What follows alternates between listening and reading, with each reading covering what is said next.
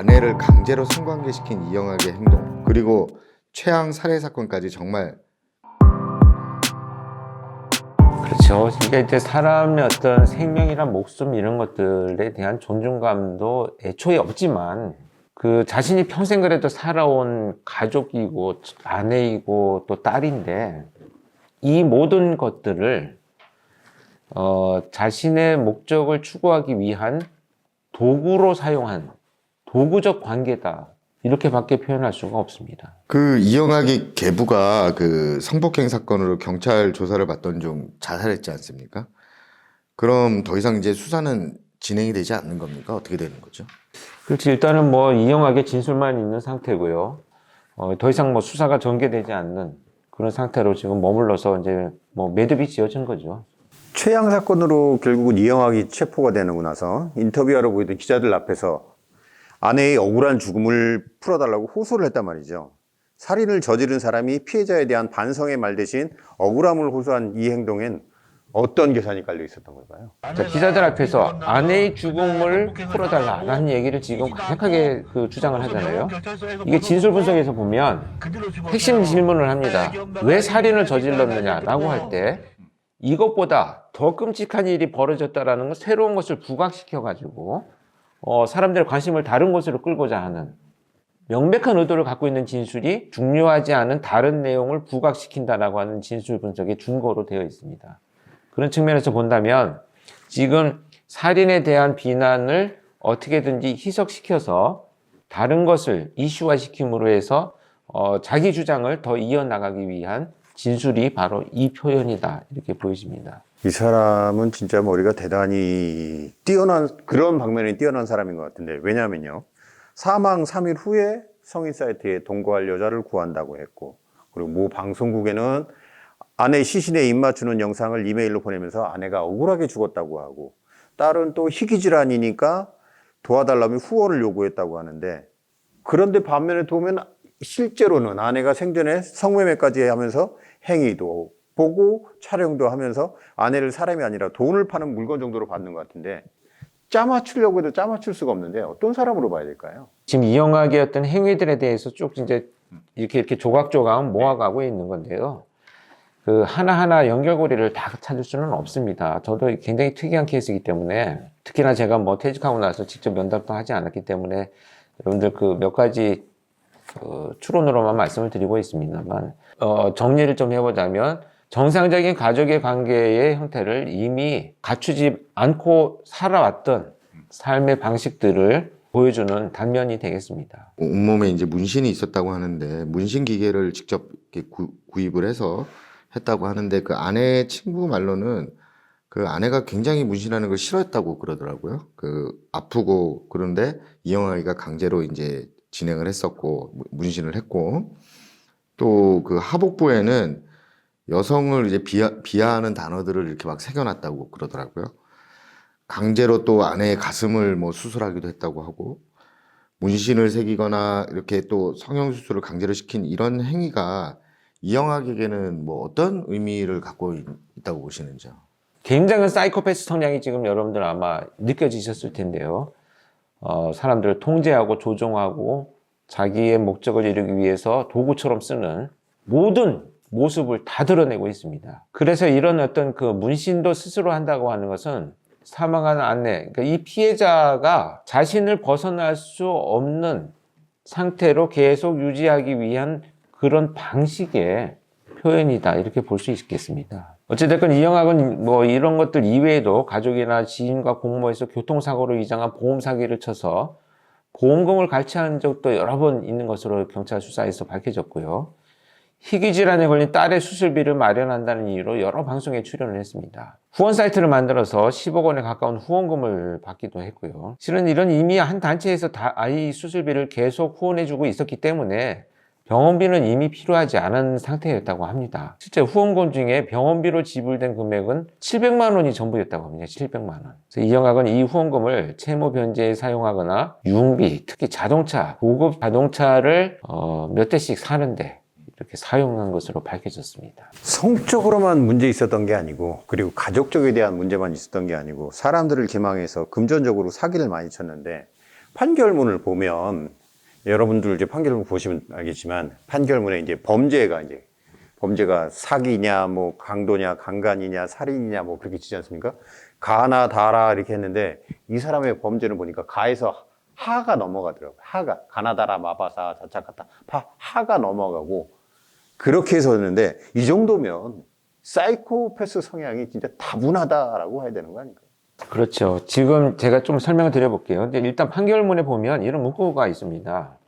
성일탈 검사라는 게 있어요. 성적 일탈을 검사하는 도구인데요. 피고인의 성적 일탈 및 도착적 성향을 평가한 결과 성적 가학, 물품 음란, 마찰 도착, 관음 장애가 임상적으로 초점이 되어 있는 일탈적인 성적 경향으로 인해서 이런 일들이 벌어졌다는 것이 판단되고 사이코패스 척도에서는 피고인의 정신병질적 특성을 평가한 결과 25점이 나왔다라고 하거든요.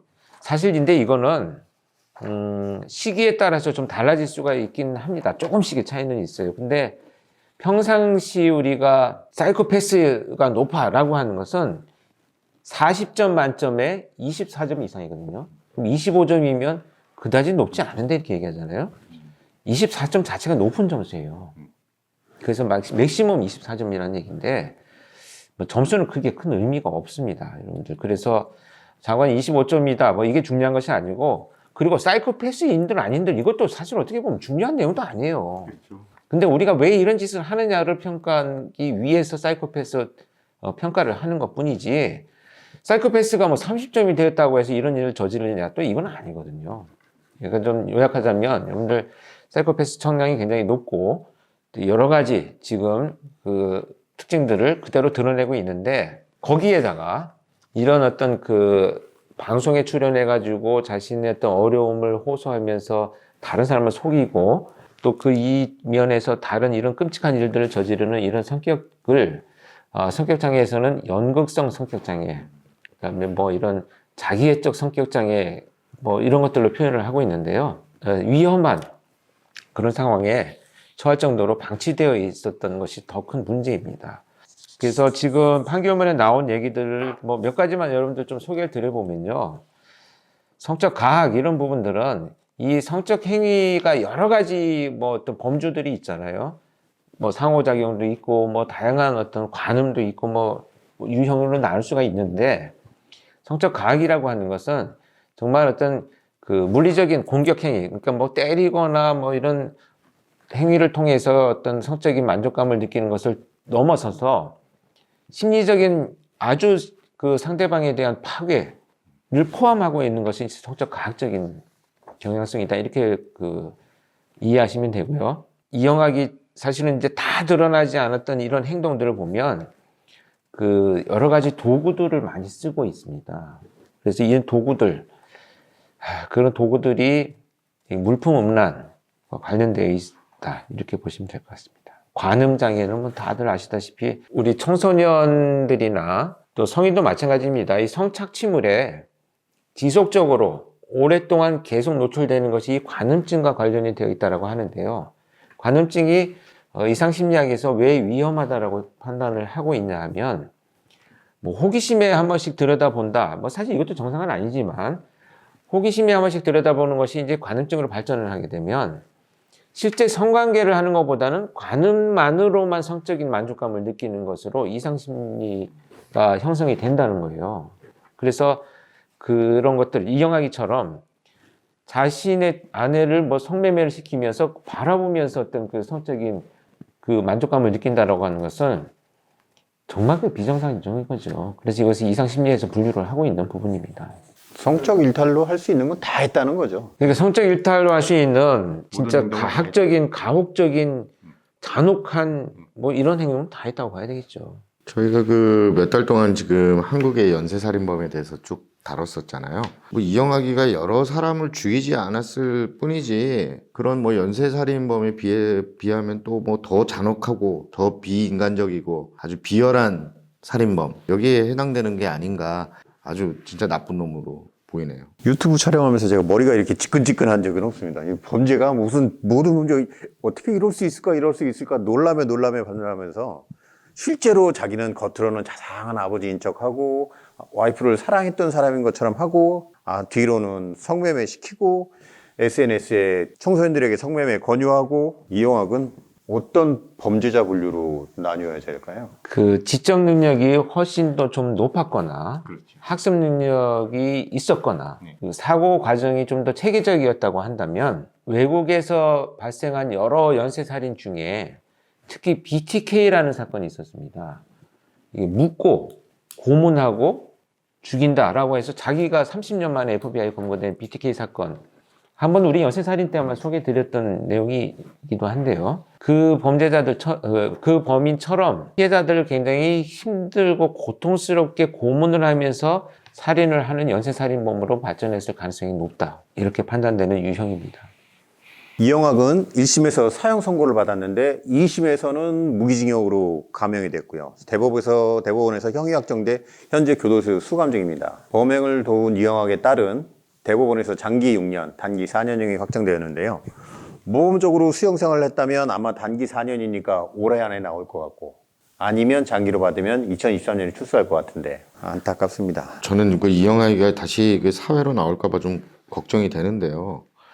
뒤로는 온갖 못된 짓을 다 하면서 가면을 쓰고 살았기 때문에 교도소에서도 마찬가지로 또 뭐 가석방 이런 거를 노리면서 모범적으로 살고 있을 것 같은데, 그죠? 그렇습니다. 그래서 뭐 지난번 영상에서 제가 말씀드렸다시피 지금 이영학 같은 경우에는 가석방 없는 종신형이라는 것을 우리 한국도 만들어야 됩니다. 이 무기징역이 20년이 지나면 여러분 가석방 신청의 대상이 됩니다. 이런 가석방에 아예 해당되지 않는 형태의 무기징역, 종신형을 도입할 필요는 있지 않나라는 생각이 들고요. 재범의 우려가 굉장히 높은 이런 범죄자들은 국가에서 끝까지 심리적인 치료를 해도 어차피 어떤 그 한계가 있는 상황이 전개된다면 이미 일어난 이 사건의 처벌만으로도 충분히 사회와 완전히 격리시켜야 되는 그런 처벌을 해야 된다, 이렇게 저는 생각합니다. 어쨌든 그 뭐 피해자분들의 명복을 빌면서 이영학 살인 사건을 여기서 마치도록 하고요. 마지막 인사 좀 교수님 부탁드리겠습니다. 네.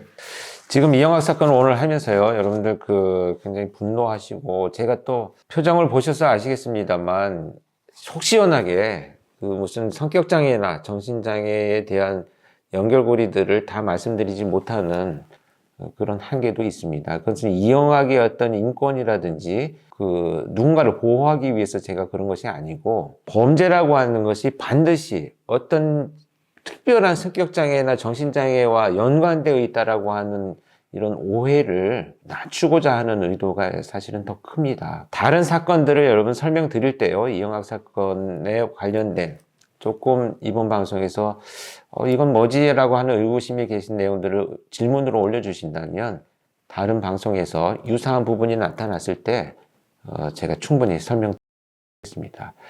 이번 사건도 여러분들 참 보시면서 분노하고 화도 나면서도 또 피해자의 안타까움도 느끼고, 경찰에 대한 어떤 조치, 그다음에 이렇게 될 때까지 그에 대한 모든 얘기를 다 들어준 또 방송들, 물론 뭐 방송이 잘못했다는 게 아니고요, 이런 그 유형의 범죄자들은 어떻게든지 속이려면 속이는 자들입니다. 그래서 그것을 속아 넘어간 우리 사회, 그래서 안타까워했던 또 우리의 마음들, 얼마나 안타깝다고 또 후원해 주신 분들, 이 모두에 대한 어떤 참 배신과 실제 고통을 받고 있는 사람들을 후원받지 못하게 하는 그런 행위까지 한 이런 범죄를 말씀드리게 되어서 죄송하기도 하지만 다시는 이런 일이 발생하지 않았으면 좋겠다는 뜻으로 소개해드렸던 점을 양해해 주시기 바랍니다. 네, 이번 방송은 이영학 사건 내용은 이렇게 마치도록 하겠습니다. 고맙습니다. 네, 수고하셨습니다.